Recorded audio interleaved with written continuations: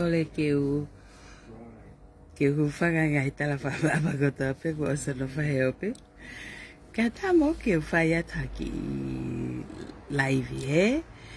Whaka maala ala peke e tau ngā we ikuna community gifting he.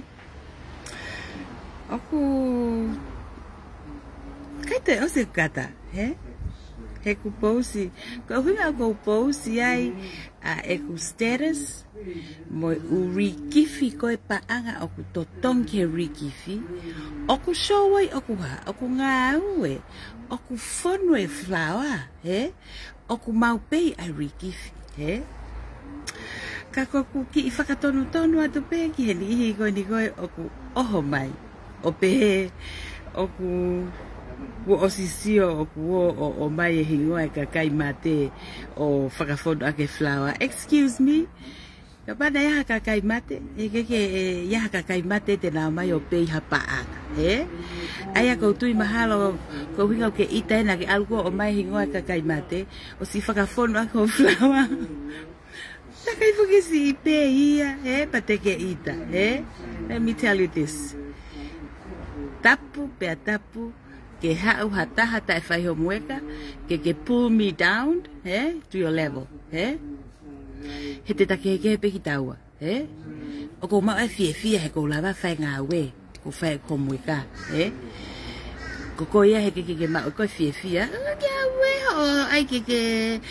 ai enia ke hau ko lai one fute, pa ke tala o ku staka flower o bai hingoa kakai mate, whakau.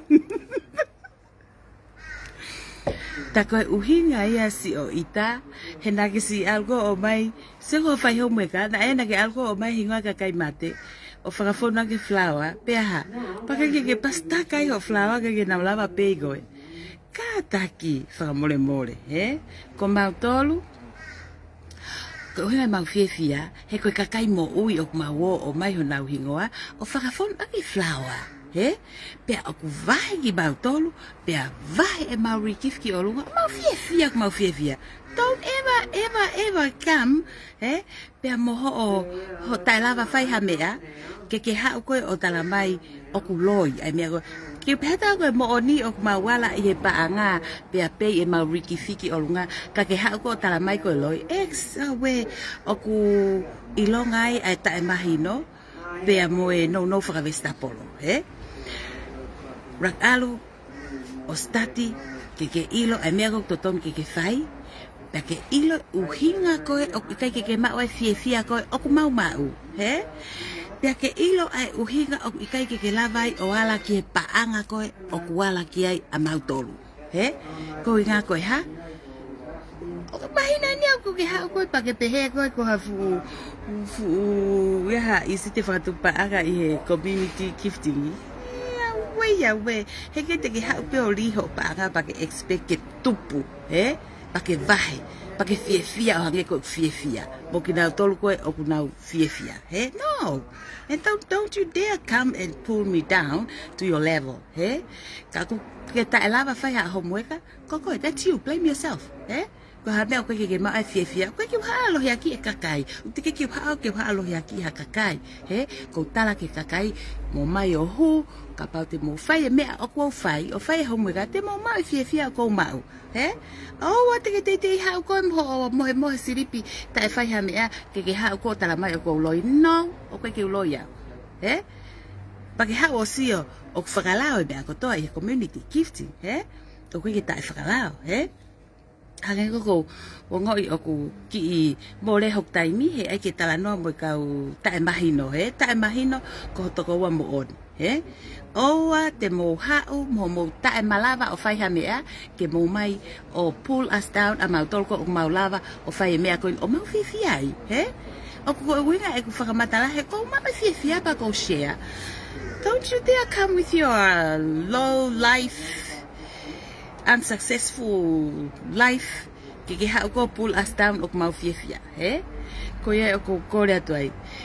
Kau tae whai ho mueka, when i ko koe o ko toki ilo enta ko staka ni flower na mana ario o mai e hingoa kakai mate o hiki i he ene mea flower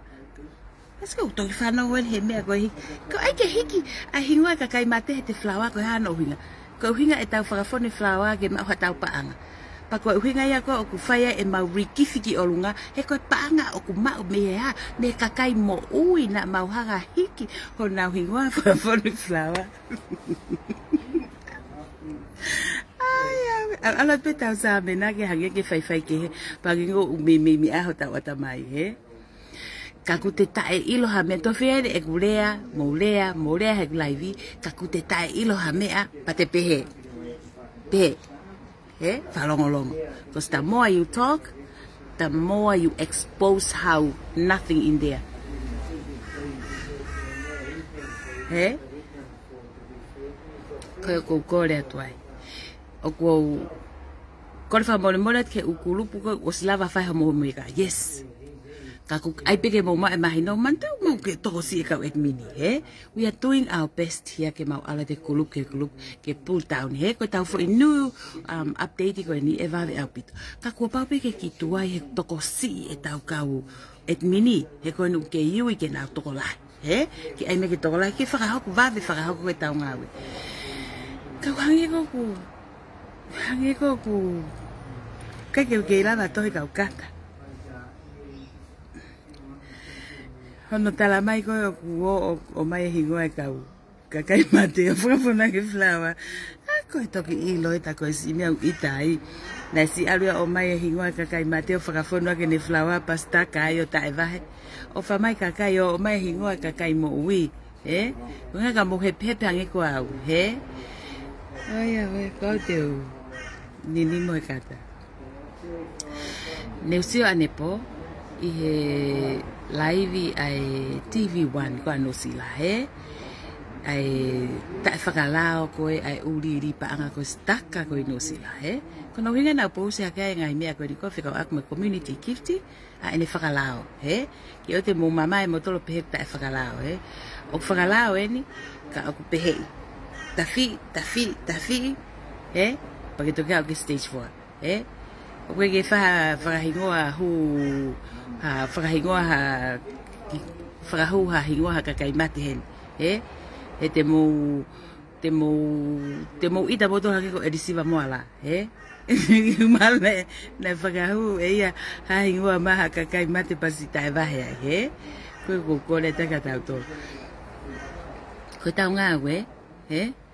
o ku mau ai maa ia te tawa o ke seiswa ka pau koe ka koe fui new update kon atau tol ko ini ok mau fenga ke lava lele he it takes time he ange ko tala ko himwa ko taimi ko el villo ai ko e fo new update ko ini minite wano yes minite wano ko no fa fona fo flower he ko hinga he te pulu hi for a stage 2 and 3 to help he pa ko ilo pe we ai ukulupu o kuna tari mai ke stage 2 and 3 he koe whainga maari e koe o ko lava koe o mau mo mau tolka admini o mau whainga ke whakakato e ta whaakuia he ke mau hanga o mai ai koe moonia he o sfai o ukulupu o slava fai na homo ka toen mau tolka admini ka mo ma we mahino he mau ke to si he ko mo ko ta ukulupu o he te autupu he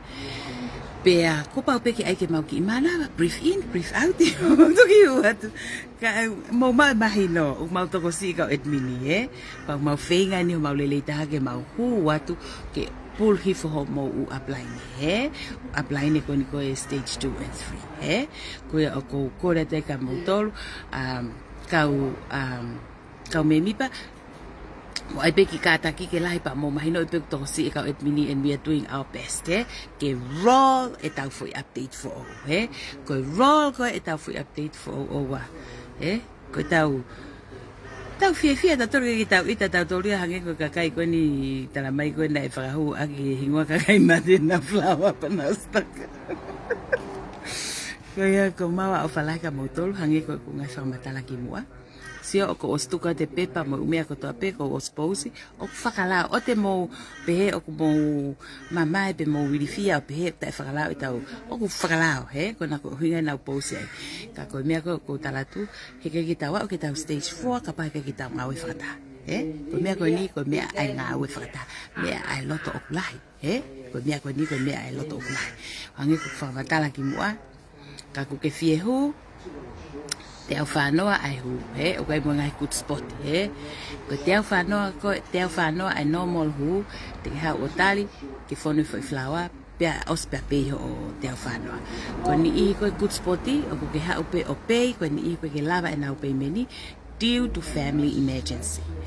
Hau lewa o pei, pake alu lewa ko stage 1, sai. O hange ko whakamatala koe ki mua, te ke o ku pei tu o wha, ko te whaisia taha o ku te pei tu o wha, Te au whanoa pe aku te pei tu o wha i whaisia taha, Ai ako stage 1, pau ke te o mai ka kita wahe i mai ka kita ai whitungi au, te hold e kita tongi au, kai rikifi e whangi au ki o rua, Kono uhinga ia koe o ku ha, oku mahu ingai ke tau o mai haka kai whai totonu, Ka kai whai totonu o me paanga ko tau nima, Sai. Stage 1 ia. Stage 2, ko pau ke o mai ka kita ai wang uafe, pia ko pau lewa ke te puke kita e walungi au, kai rikifi ai tahafe wangi au,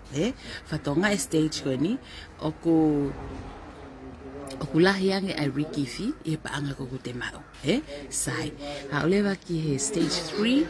ko e ono afe o te mau, ai ako pau ki te puke ki te tolu afe, kai rikifi ai tolu afe, Pako stage lewa hono wha ko te mau mole fua ai taha mano ni maafe, o ki toi whai has ai rikifi ai, Pa i pei meni ko ia o e stage 1, 2, 3 and 4, o ku te whakaavalisi ako fo ise taha, Whakakato e paanga ko te mau ai, o e taha mano hi waafe te au, Ke fo ise taha, Hangi ko ulau koe mo whaapous ke ki mua, o ke iai ha mea whakatuk e si te paanga i heni, No, Kono hinga ko ai koe for new update, so we don't really need new people to come in. Yes, at least one or ke vilohi pe ai kakai ko ni ko i loto ko ia tau tō, E au ka kuonga, e taimi ko e vilohi ai o lele for new update ko ni. We don't need more people to come in, I know it takes time ke lava o lele i ai for new update ko ni, Ka koe o ko kore tai ka motolo, ukulupu na ko osfai ho mo homega ma lo apito ai peke mo mai no oku mau to si ka etmini ke mau alu atu o whakakato i ho mau whatonga pa he time tatau pe koe ni i o na o skore mai ke nau kau i ka etmini pe ai peke mai no i mantu ko mau tolu mau ngawe paanga pa mau whakawa time ko ni ke tau flawa o mau whakawa time ke mau tokoni ke tau ngawe o ke pehe mau aki ta e ngawe pe no o mau ngawe pe mau whakawa time ke mau hau o tokoni ke tau ngawe kolisia koia o kutuku kia ia ta whaaki ko ke hanga training ka etmini ka si PC hoko ni usifi ko o si hiki ka toa pe mo uhingoa ta ko whainga maari e pe koe a Lisia te fitutaki atu lewa ke training ki motolo fuwhi maolahi apito i tau ngawe pahange ko e ku lau koe e ku ngahi whakamatala ki mua ko e tau polo kalama o ku vahe tu o fa pea mate leva o se leva te foisia ko ia aia ko fonga ko o ko recommend ko ki ai taimi ko te alaka ke stage 1 matu ko pau ke o mai atongi au ka kita ko te vahe ia ka te rikifi fanya o ko recommend everyone ke now use it tongi au ko ia o pai hato sia ke to kon kono whakafone for flower ai ni ko nu update ko na aku hanga ko tu atu ko iua ko ia pa te kumbe foi tota ke lava o tolu aki pe ko new update ia ko o hifo a stage 2 mo stage 3 ke na takita hifo to kon kano ki hono whakafone ai flower pe fai mo fuore taimi kon te tau sia ko no vilohi lele ai foi new update ko eni oku we might not need any more people in kono ko me ko sia ko ke le kita ke usi to la me ka admini to kon kita ngawe pa mono vilohi a fo ini update ko ini ya ka tai me ko kita to fema to ke to o ma e fa ngata e os aka humai ia kon le ko fo inu update ko ni e a wi ke ko ngape he ke kita to fema to ke to ha ka kai mitua ko tau ha ko tau pai pe tau mo ase o tau ha vilo piloto pa ko ni ko talatu ko ki mo tol ko mo pe ma ka ke tu ko loi no o ka ke loi ya ko ri ai mo ni o te ke ha ko pa mo ta lava fai ha me ke ha ko o fa malohia o ke longo tau whakahalaki a mea ko whamatara e ko whamatara a mea mo oni o hoko ki a te au o ko whai e homuika and you are totally different from me. Don't you dare come and put me down e pehe ke tuku e kuloi. Ke uloi ha o ko wala he paanga o ko whai homuika te ke tae ala ko he paanga ko inga ko ha te ke tae ala ko he paanga ko inga ko ke whai ko homuika pa ko ke alu ko o mai ka kai mo ui o whafona ko flawa o ke alu ko o mai ka kai hingoa ka kai mate pa ko hale mea hoko he o mai ko a hingoa ka kai mate mate ai pe te ke mate ai pe mate ai pe ho flawa mostaka he tahani ulava ka kai mate o mai o pe ko mau tolo ni ka kai mo ui ni mau matolo o mai pa na mai tolo pe mau to mau fifia ko ia o ko atu e kore ka mau tolo e kau flower i kuna community gifting tau whenga e whata pe whaampe ke mo kataki ma o mahino ki ha mau tua ia tono o ato mo apply we are doing our best here right now I'm at work pa ko ha mo kalai ni ha ia fie pere mo no friend off and this is my time tali ko he melele pa pe he ke lai ia tai pango ko ki lahiang e ku kata e ku whakauri ia ko ia ko kore ta ka mau to tau ngau whata oku ake mo mahino e hingoa ko e tau whahai ko ikuna ko ikuna hai kuna ko go forward and never give up never ever give up give up pe ni ia una give up alu pe ki tau toru ia he ko pale ia e ma o he kakai oku kai ke na loto fo o kai ke na tai oku kai ke na whakau ka e kaka oku nau o que me puri me au he ku feta kai ko mo kai ko he pikuna community gifting te ke me mai ko he but I can see through here algimui but you know everybody's different we are all different we are all come from different background and of course o ko lava patari mo mahino o kai ho tau fai ke ko mea ko peko ko whamahina tu o ke ha me e ko holomui me kurupu ikuna yes ka pa ko ke holomui ko te mau te ke pe mau tole ikuna ke au ki ta mua ko o ha o stage 4 pa ko ke fa fo loto fo ia of course ko mea ko to pe ko lele mo ko o ke ha me e expect ko fo lele atata pe yes o ko ha wa wia me e background o se fine o ikai ke loto fo I've been a single mom since when 2005 ever since from there I'm still single I'm still a single mom and I'm doing everything on my own leo ko pe o ikai ke hawa and my kids are not perfect ka lava pe o afford o ko me ke na kai mo o ko I never give up ba hange ko whamatala ki mua i funga waka ko iai na tupu pe i funga waka ko iai pe ko ilo i pe ngai lele ko to pe o ko mau o fatatau pe mo ngai ngau o ko whaka ko i he o gai a kakai to lahi o nau fehu me ka te au anga fefe e kulava o keep on my life being a single mom it's easy and simple pe ya ka with my religion and mo mahino ko mau since 2005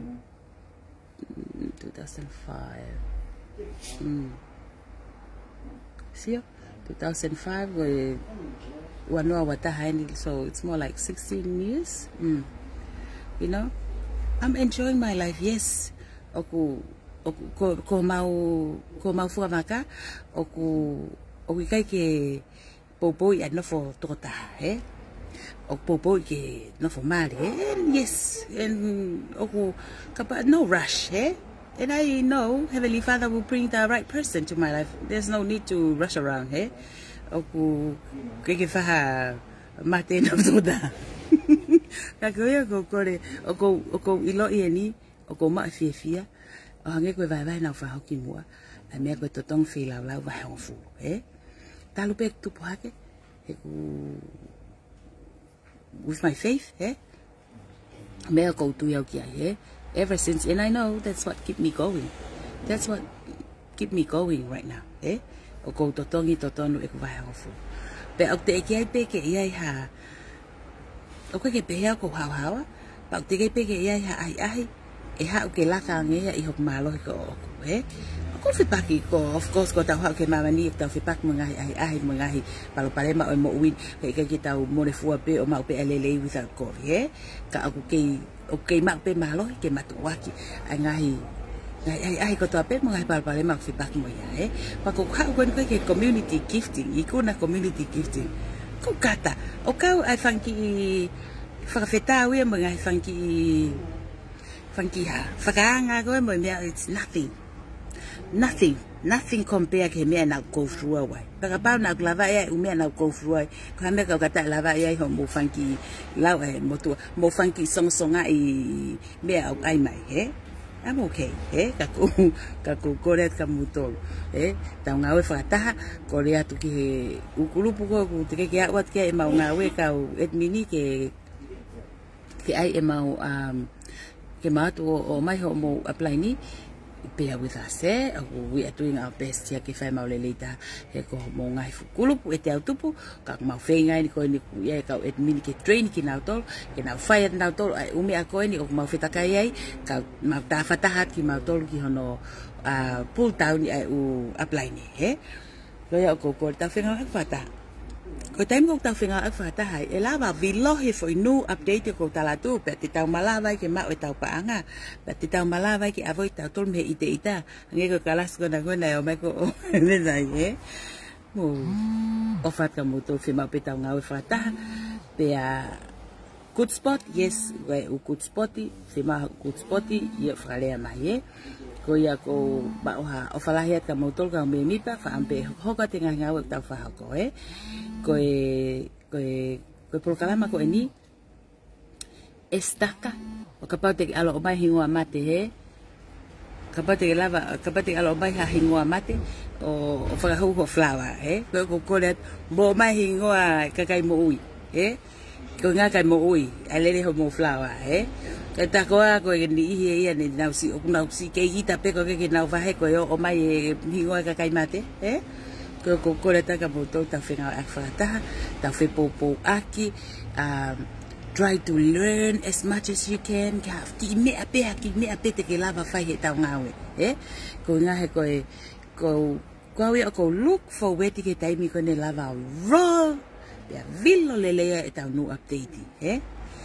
ko ni pe ak na to ko ku nau loto i kuna ko loto i kuna fi pa kita ma we loto ko ni hingo e tau kulupu ko i kuna we ha me ko ta i kuna motor pe ta i kuna o ku give up yes malai motor kita faki kama hokot pe ki mauto ko ma ha o falai ka motor fa ampe te tau ngawe fata mo e famanatu ya motor ko ni ngai kulupu ko si lava ho mo ka thank you very much appreciate how ita fa ko ya kai just hang in there because we are trying our best to come by. Ko ya ko fa mole ke motor ka pa o ga ngailea o to kitua e time ko o tau nga fata hai ko bahalo ko lai pe hela ia pa ke o malolo ka mai o hoka te pe flower o falai ka motor fa ambete mo fa mole ka pa ga ngailea o fa matatu mo kai ho mo tau mo yang mo va kai fa mole o tau ki tanga ta pe tau ki fi hala ki pe o falai ka motor